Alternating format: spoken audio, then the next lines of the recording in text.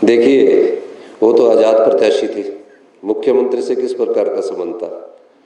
वो तो कांग्रेस पार्टी के टिकट पर चुनाव नहीं लड़ना चाहते होंगे।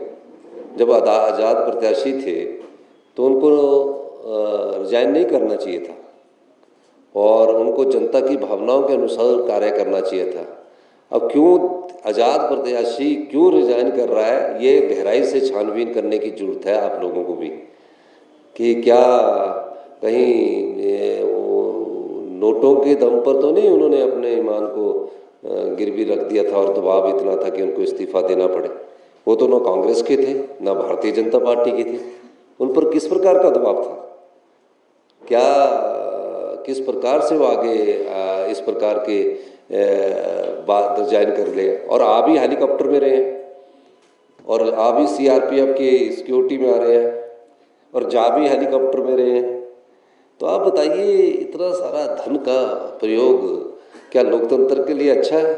और किस तरह वो चुनाव जीत कर अगर आज़ाद प्रत्याशी आते हैं और आज़ाद चुनने के बाद वो फिर उस क्षेत्र की जो 25-30 हज़ार लोगों ने जिन्होंने उनको वोट डाला है, जिनके दम पर वो चुन कर आए, उनकी भावनाओं से तो नहीं खिलवाड़ कर रही है आज़ाद प्रत्याशी।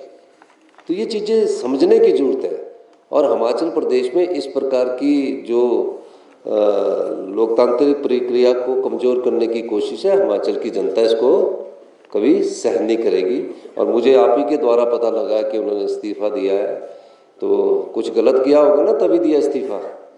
सही करने वाले क्यों नहीं देते इस्तीफ़ा? भारतीय जनता पार्टी के विधायक क्यों नहीं दे रहे इस्तीफ़ा? तो किसी न किसी तरह जब ये लोग देखते हैं, भारतीय जनता पार्टी ये देखती है कि जनता के वोट से जब इन्हें सत्ता नहीं मिलती, जनता के वोट से सत्ता में नहीं आते, तो कोशिश ये की जाती है कि नोट के दम से सत्ता हथियाई जाए और लोकतांत्रिक मूल्यों की हत्या की जाए। देखिए, वो तो आज़ाद प्रत्याशी थे। मुख्यमंत्री से किस प्रकार का संबंध था? वो तो कांग्रेस पार्टी के टिकट पर चुनाव नहीं लड़ना चाहते होंगे। जब आज़ाद प्रत्याशी थे तो उनको रिजाइन नहीं करना चाहिए था और उनको जनता की भावनाओं के अनुसार कार्य करना चाहिए था।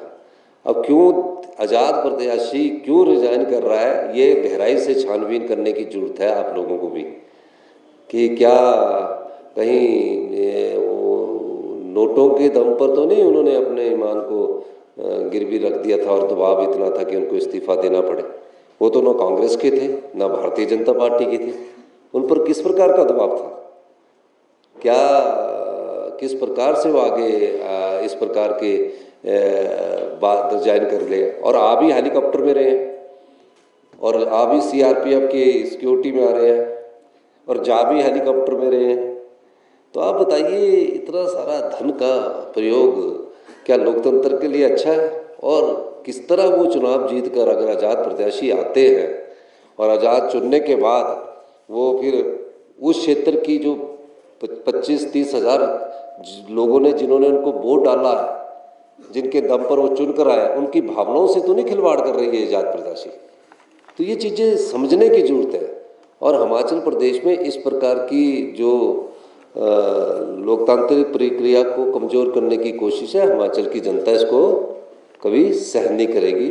और मुझे आप ही के द्वारा पता लगा कि उन्होंने इस्तीफ़ा दिया है, तो कुछ गलत किया होगा ना, तभी दिया इस्तीफ़ा। सही करने वाले क्यों नहीं देते इस्तीफ़ा? भारतीय जनता पार्टी के विधायक क्यों नहीं दे रहे इस्तीफ़ा? तो किसी न किसी तरह जब ये लोग देखते हैं, भारतीय जनता पार्टी ये देखती है कि जनता के वोट से जब इन्हें सत्ता नहीं मिलती, जनता के वोट से सत्ता में नहीं आते, तो कोशिश ये की जाती है कि नोट के दम से सत्ता हथियाई जाए और लोकतांत्रिक मूल्यों की हत्या की जाए।